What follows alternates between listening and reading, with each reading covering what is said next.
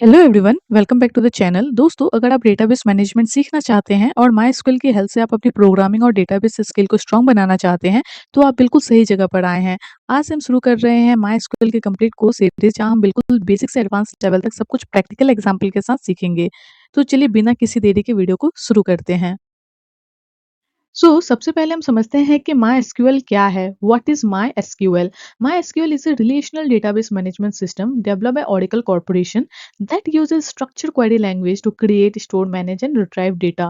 इसका मतलब है MySQL एक relational database management system है, जिसे हम शॉर्ट में RDBMS कहते हैं, जिसे Oracle Corporation ने डेवलप किया है, या फिर आप कह सकते हो जिसे Oracle Corporation मेंटेन करती है।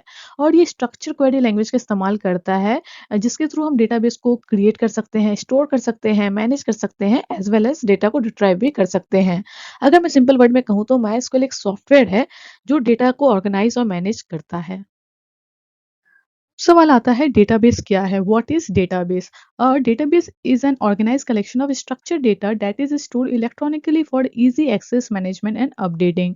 इसका मतलब है डेटाबेस एक ऑर्गेनाइज्ड कलेक्शन ऑफ डेटा होता है। इसका काम होता है इंफॉर्मेशन को सेफली स्टोर करना, और जब जरूरत होती है तब उस इंफॉर्मेशन को क्विकली रिट्राइव करना। चलिए मैं आपको रियल लाइफ एग्जांपल से बताती हूँ। मान लीजिए कि स्कूल है। पहले स्कूल में स्टूडेंट्स का डिटेल एक रजिस्टर में मेंटेन किया जाता था। उस रजिस्टर में होता था बच्चों का roll number, students name, father name, mother name, mobile number, address, date of birth, blood group, ये सारा चीज इन्फॉर्मेशन उस रजिस्टर में होता था। ये रजिस्टर ही एक तरह से डेटाबेस था।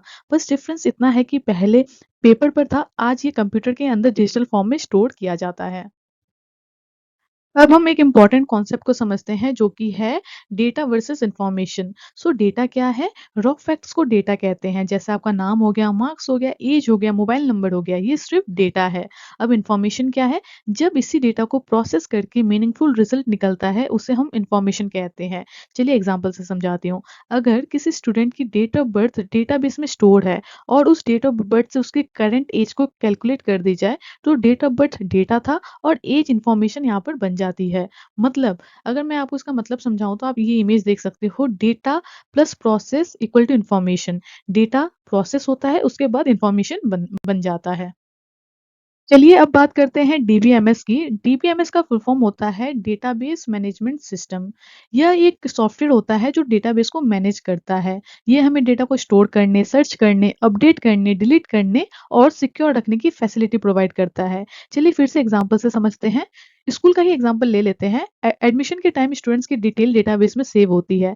जब टीचर या किसी को भी स्टूडेंट की इन्फॉर्मेशन चाहिए होती है, तो वो डेटाबेस से सर्च करके तुरंत ही रिकॉर्ड देख सकते हैं। अगर स्टूडेंट का मोबाइल नंबर या फिर एड्रेस चेंज हो जाता है, तो रिकॉर्ड को अपडेट भी किया जा सकता है। और अगर स्टूडेंट स्कूल छोड़ देता है, तो उसके रिकॉर्ड को डिलीट भी किया जा सकता है। ये सारे काम डीबीएमएस के थ्रू ही होती है। डेटाबेस में 4 बेसिक ऑपरेशन होते हैं, जिसे हम CRUD कहते हैं। CRUD। C for create, R for read, U for update and D for delete. ये C फॉर क्रिएट क्या है? किसी भी नए रिकॉर्ड को ऐड करना। एग्जाम्पल से समझते हैं, जैसे कि स्कूल में किसी बच्चे का नया एडमिशन होता है, तो हम उनके रिकॉर्ड को क्या करते हैं? ऐड करते हैं। तो ये हो गया हमारा क्रिएट। अब R फॉर रीड, ये क्या होता है? डेटा देखना या फिर सर्च करना। हम उन बच्चों का क्या करते हैं? रिजल्ट को देखते हैं, तो वही क्या है? रीड हो गया। अपडेट, अब जैसे कि जो भी रिकॉर्ड हमने ऐड किया हुआ है, उसमें अगर हमें कुछ चीज़ें चेंजेस करनी हो, मॉडिफाई करनी हो, तो उसे हम अपडेट कहते हैं। ओके। अब आता है हमारा डिलीट। इस ये डिलीट का काम क्या है? जब जैसे कि स्कूल का ही एग्जांपल से समझते हैं, जब कोई बच्चा टी से चला जाता है, तो हमें उनके रिकॉर्ड को डिलीट भी करना पड़ता है, तो हम इस डी की मदद से करते हैं, दैट इज डिलीट। अब जो हमने डेटाबेस समझा था, उसको मैनेज करने के लिए सॉफ्टवेयर भी आ गया है, जो कि है डीबीएमएस। और ये जो डीबीएमएस सॉफ्टवेयर है, इसको 2 कैटेगरी में डिवाइड किया गया है। नंबर 1 है relational database. It store data in the form of tables, row and column. इसका मतलब है, इसमें जो डेटा है वो टेबल में स्टोर होता है। टेबल एक दूसरे के साथ कनेक्टेड होता है। इसमें एसक्यूएल लैंग्वेज यूज होती है, that is structure query language. यहाँ पर आप रिलेशनल डेटाबेस का एग्जाम्पल भी देख सकते हो। MySQL, Oracle, PostgreSQL, SQL Server, MariaDB, ये सारे किसके एग्जांपल हो गए हमारे रिलेशनल डेटाबेस के एग्जांपल हो गए। वैसे जो हमारा दूसरा है वो है नॉन रिलेशनल डेटाबेस। यहाँ पर क्या है, स्टोर डेटा इन फ्लेक्सिबल फॉर्मेट लाइक डॉक्यूमेंट्स की वैल्यू पेयर्स, ग्राफ्स और जेसन। ओके, तो इसका मतलब क्या है, इसमें जो डेटा है वो टेबल के अलावा डॉक्यूमेंट की वैल्यू या जेसन फॉर्मेट में भी स्टोर हो सकता है। यहाँ पर आप नॉन रिलेशनल का एग्जांपल भी देख सकते हो यहाँ पर। Okay, so now what is relational database? A relational database is a collection of data items with predefined relationship between them. It stores data in the form of tables where each table consists of row and columns. Okay, so ये relational database में data अलग-अलग table में store होता है। जैसे कि आप यहाँ पर देख सकते हो, जो हमारे रो में इन्फॉर्मेशन होता है उसे हम रिकॉर्ड कहते हैं, जो हमारे कॉलम इन्फॉर्मेशन रहता है उसे हम फील्ड्स कहते हैं। और ये जो टेबल होता है ये प्राइमरी की और फॉरेन की हेल्प से एक दूसरे के साथ कनेक्टेड होते हैं। चलिए मैं इसे एग्जांपल से समझाती हूँ। एक ऑनलाइन शॉपिंग वेबसाइट है जो जिसमें अलग-अलग टेबल्स होते हैं, जैसे customer, orders, products, category, brands, stocks. Customer order place करता है तो ऑर्डर किसी प्रोडक्ट से रिलेटेड होता है, प्रोडक्ट किसी कैटेगरी और ब्रांड से रिलेटेड होता है। सो इसी रिलेशनशिप की वजह से इसे रिलेशनल डेटाबेस भी कहा जाता है। अब तक हमने समझ लिया कि रिलेशनल डेटाबेस क्या होता है, लेकिन अब सवाल आता है कि रियल लाइफ में रिलेशनल डेटाबेस कैसे काम करता है? तो इसे समझने के लिए हम एक स्कूल मैनेजमेंट का एग्जांपल देखते हैं, जैसे कि आप मेरे स्क्रीन के ऊपर देख सकते हैं। यहाँ आप देख सकते हैं कि पूरे स्कूल का डेटा एक ही टेबल में स्टोर नहीं किया गया है, बल्कि अलग-अलग टेबल्स में स्टोर किया गया है। यही रिलेशनल डेटाबेस की सबसे बड़ी खासियत है। सबसे पहले स्टूडेंट टेबल को देखते हैं। इस टेबल में सभी स्टूडेंट की इन्फॉर्मेशन रखी जाती है। और यहाँ एक क्लास आईडी भी है, आप देख सकते हो। यहाँ क्लास आईडी बताती है कि यह स्टूडेंट किस क्लास में पढ़ता है। अब आते हैं हम क्लास टेबल पर।